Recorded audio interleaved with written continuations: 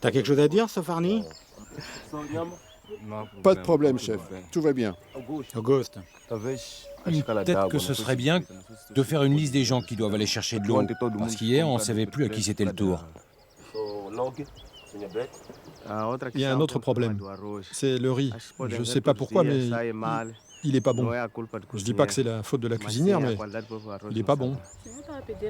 Moi, chef, j'aimerais dans ce cas demander à mes collègues qu'après le repas, ils se donnent la peine de débarrasser leurs assiettes. Et qu'au moins, ils les mettent dans la bassine qui est prévue pour ça. Sarnetta? Je voudrais revenir sur les jours de repos. Ça fait longtemps que je ne suis pas rentrée chez moi. Je dois rester encore? Tu sais pourquoi? Non. Parce que tu t'occupes de la machine. D'accord. Et sinon, qu'est-ce qu'il y a au petit déjeuner? Ah, moi, j'en sais rien. Vous devriez demander aux deux mécanos, là. Parce que ce matin, ils ont bu tout le lait.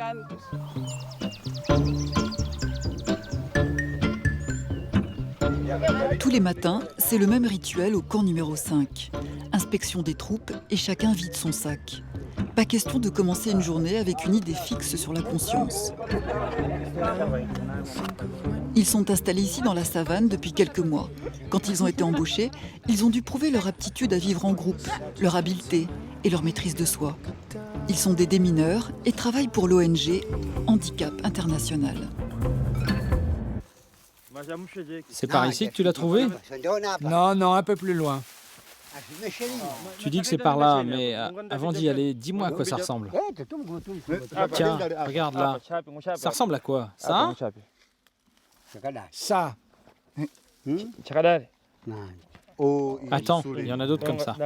Ça, oui, c'est ça.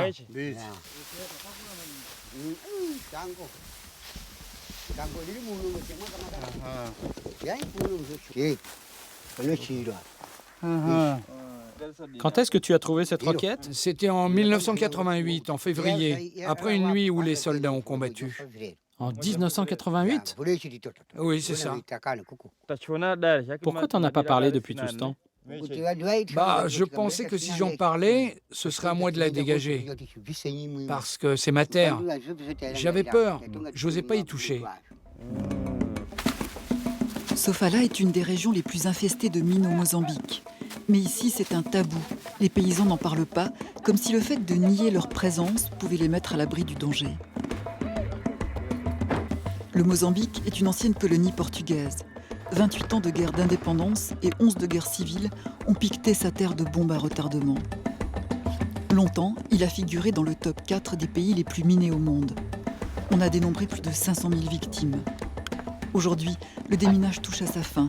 Le gouvernement s'est engagé à dépolluer le pays d'ici fin 2014. Pour mettre les bouchées doubles, ils ont renforcé leurs troupes et ils ont été rejoints par des femmes. Elles sont 12 démineuses dans tout le pays pour une 60aine d'hommes.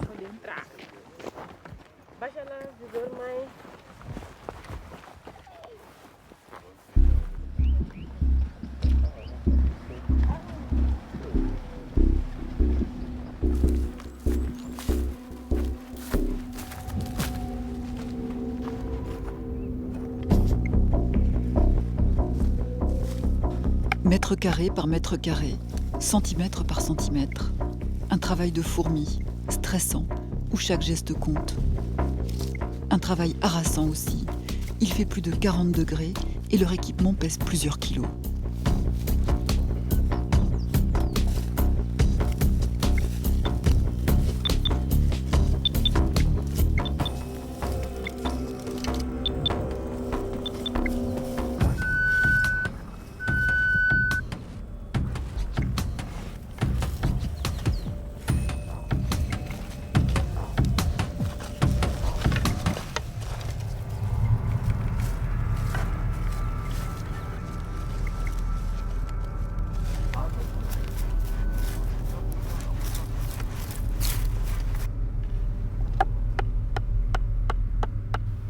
Chaque mine trouvée est aussitôt détruite.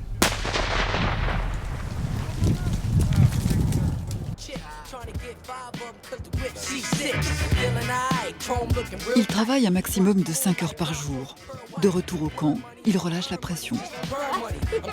Les démineuses ont toutes un point commun. Elles sont toutes soutiens de famille et la plupart élèvent leurs enfants seules. Elles ne rentrent qu'une fois par mois chez elles, mais elles gagnent 3 fois plus qu'un salaire moyen. Une occasion inespérée dans ce pays où les femmes accèdent rarement à un emploi stable. Ici, elles ont trouvé de quoi nourrir leur famille et plus encore, le sentiment de jouer un rôle important. Quand je trouve une mine, je ressens de la joie, car je sauve la vie de quelqu'un. J'imagine ce qui se serait passé si je ne l'avais pas trouvée. D'abord, je serais morte. Quand j'en trouve une, je suis satisfaite. C'est une victoire pour moi. C'est important de penser qu'on sauve une vie, de se dire que ça pourrait être un frère, un cousin, un oncle, un ami qui pourrait marcher sur une mine. Il y a ce moment particulier, quand je creuse, et je vois qu'il y a une mine là, devant moi. Alors je me sens contente, et j'ai pas peur. Quand elles sont arrivées ici, ce qui leur faisait peur, c'était le regard des hommes, se faire accepter par eux. Elles ont vite fait leurs preuves et les barrières sont tombées. Mais en dehors du camp, c'est une autre histoire. Quand j'ai commencé, mon amoureux m'a dit « Arrête ce travail et reste avec moi ». J'ai dit non, et lui il m'a dit « Alors tu dois choisir entre ton travail et moi ». J'ai répondu « Ok, je choisis mon travail ». Il y a plein d'hommes à l'extérieur qui pensent qu'on n'est pas capable de faire ce métier. Ils pensent qu'on est ici pour nettoyer, faire le ménage, cuisiner. Ils disent « Vraiment ? Tu vas sur le terrain extraire des mines ?» Et je leur dis « Oui, c'est ce que je fais ». Et les hommes disent non, on ne te croit pas. Parfois, je prends une photo dans mon travail et je leur dis « Mais si, c'est vrai, regarde !» Et ils disent « Non, c'est pas possible, il faut beaucoup de courage pour faire ça. Et toi, tu peux pas. » Même dans ma famille, certains ne l'acceptent pas. Qu'est-ce qu'on peut faire ?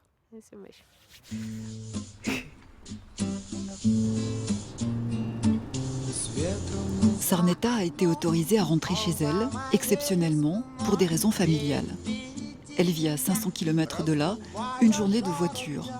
Du temps nécessaire pour se déconnecter et faire la bascule entre deux mondes.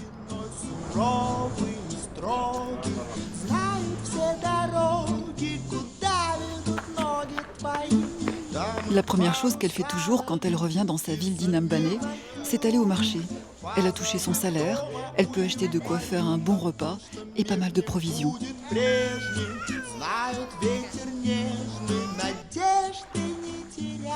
Et puis, avant de rentrer, elle fait toujours un détour par la plage, histoire de respirer, retrouver ses repères.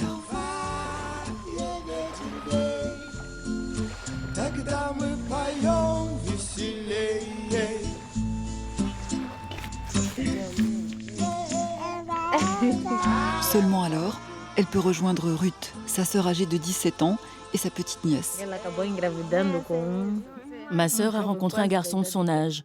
Il ne savait rien de la vie et ne faisait rien. Elle est partie vivre dans sa maison avec ses beaux-parents, mais elle n'y est pas arrivée. La vie à la campagne est très dure. Il faut se lever tôt, aller chercher de l'eau et de la nourriture, s'occuper de la belle famille. Elle n'a pas tenu le coup. Alors elle est rentrée. Je lui ai dit, reste avec moi, je m'occupe de tout. Occupe-toi seulement de ton bébé. Moi, je suis là pour t'aider.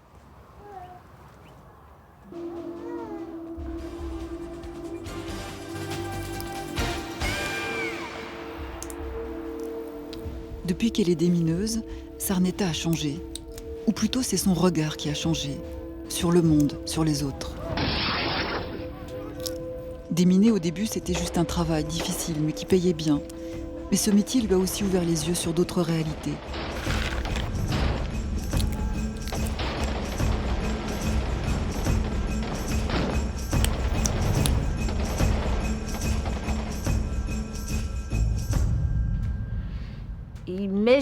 Je réalise que les guerres ne sont jamais terminées. Pour ceux qui vivent dans les lieux qui ont été minés, pour eux, la guerre continue. Parce qu'à tout moment, ils peuvent sauter sur une mine et mourir. Ils continuent de vivre dans un univers contaminé et dangereux, et ils ne savent pas d'où peut venir le danger. Ça peut être n'importe où. Ils vivent une guerre qui n'existe pas. Les événements sont passés, mais ça reste Une guerre fantôme qui fait des victimes tous les jours. C'est facile de poser des mines, mais après ça prend des dizaines et des dizaines d'années pour nettoyer un pays.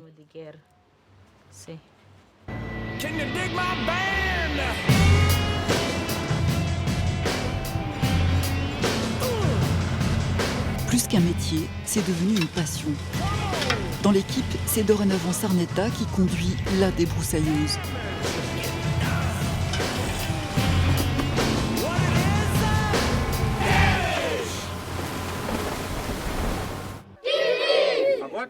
Réunion sous l'arbre à palabres.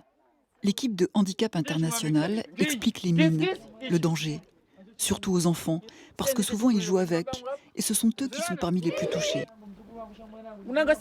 Sarnetta brandit sa pancarte dans tous les sens pour être sûr d'être bien vu. La mine antipersonnelle est insidieuse. Elle est souvent tapie dans des recoins. Pour les trouver, les équipes sont souvent renseignées par la population locale.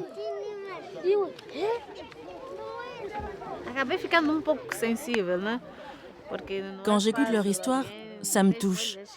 Ce n'est pas facile pour eux, faut du courage pour raconter ce qu'ils ont vécu. Ce ne sont pas des histoires banales. Et je les écoute même si c'est pas toujours facile pour moi non plus. Et puis ça m'aide dans mon travail. Parce que quand je suis sur le terrain et que je démine, je pense à eux.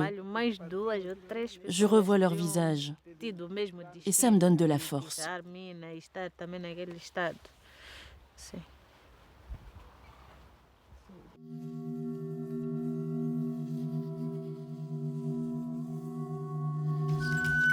Sarnetta est devenue une excellente démineuse. Elle a appris à avoir le geste sûr. Elle est bien entraînée, elle sait qu'il faut rester concentré. Il y a 2 ans, un démineur s'est pris les pieds dans le lacet de sa chaussure. Une faute d'inattention qui lui a coûté la vie. Elle n'a pas oublié.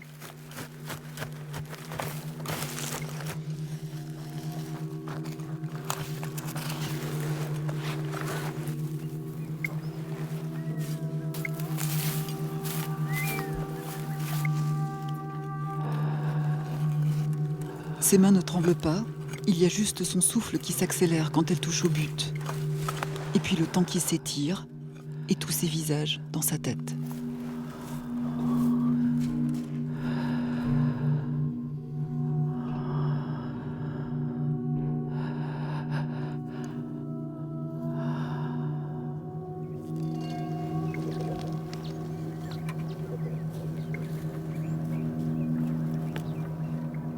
L'ambiance est un peu différente des autres soirs. Au camp numéro 5, les démineuses jouent leur dernière partie de cartes. Elles ont bouclé leur périmètre, le terrain est nettoyé, la mission accomplie. Seuls les hommes restent encore au camp pour quelques jours, un peu dépités de voir partir les filles.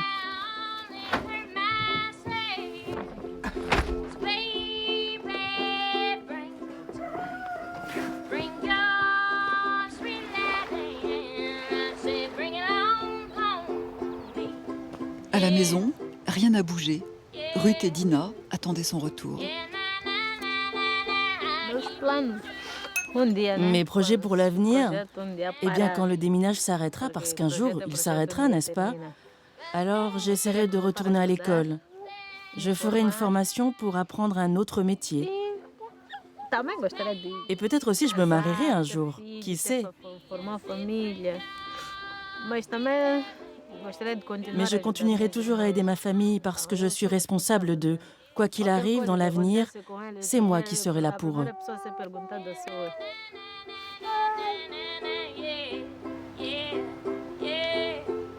Avec son argent, Sarnetta a acheté cette maison. Une maison de paille, sans fenêtre, fragile. À l'intérieur, il n'y a qu'une chambre avec un seul lit, juste assez grand pour 3. Dans une semaine déjà, Sarnetta repartira pour un nouveau camp, à une journée de route. Comme d'habitude, elle s'éclipsera sur la pointe des pieds, à regret, parce qu'à la maison, le temps file toujours trop vite.